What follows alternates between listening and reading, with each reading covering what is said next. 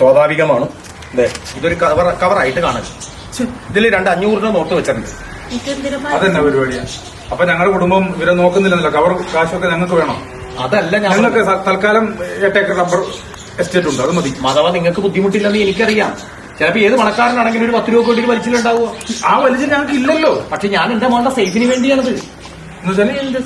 അതായത് ഇപ്പൊ ഞാൻ എന്റെ മോളെ അവന് കെട്ടിച്ചു കൊടുത്തു, രാഹുലിന്റെ കയ്യിലേക്ക് ഏൽപ്പിച്ചു.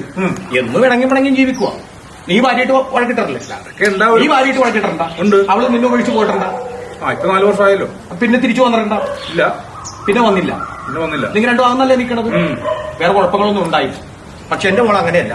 നാളെ ഇവര് എന്തെങ്കിലും നമ്മുടെ എക്കച്ചക്കലോ വാക്ക് തർക്കമോ ഉപദ്രവമോ പീഡനമോ എന്തെങ്കിലും ഉണ്ടാവുമ്പോ എന്റെ മോക്ക് ചിലപ്പോ മണ്ണെണ്ണ ഒഴിക്കാൻ തോന്നും, അല്ലെങ്കിൽ ചിലപ്പോ ട്രെയിന് ചാടാൻ തോന്നും, അല്ലെങ്കിൽ ചിലപ്പോ വെള്ളത്തിൽ ചാടാൻ തോന്നും. ഇതൊന്നും അല്ലെങ്കിൽ അവൻ വല്ല പാമ്പിനെങ്കിലും വിട്ടുകൊത്തി.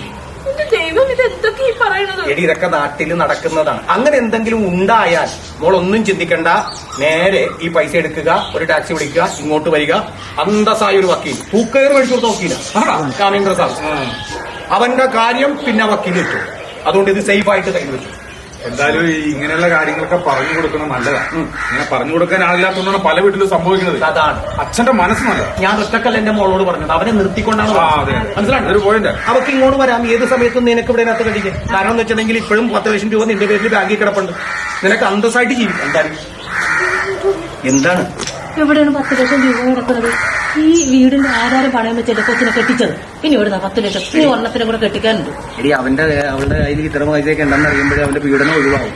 അത് നമ്മുടെ ട്രാക്കിൽ നിൽക്കും. പറഞ്ഞു കൊടുക്കാൻ ആളില്ലാത്തതുകൊണ്ടാണ് പലരും ഇങ്ങനെയൊക്കെ അനുഭവിക്കണം. അതെ അച്ഛാ, എനിക്ക് വേറെ സംശയം. ഇപ്പൊ അവള് കാണിച്ച നിങ്ങൾ രക്ഷപ്പെടുന്ന ഓക്കെ, പക്ഷെ ആ ചെറുക്കനോട് അവളാണ് കാണിക്കണം എന്ത് ചെയ്യും?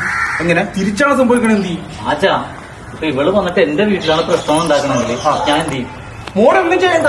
മോൻ അച്ഛന്റെ നമ്പറിൽ വിളിക്കുക. അച്ഛൻ പാഞ്ഞത്തോടാ. പിന്നെ എന്റെ മോളെ കൊണ്ട് ഞാൻ ഇങ്ങോട്ട് പോരും. പിന്നത്തെ കാലം വക്കീൽ നോക്കിക്കോളും. നഷ്ടപരിഹാരം മേടിച്ചു കൊടുക്കുന്ന ബാക്കിയാണ്.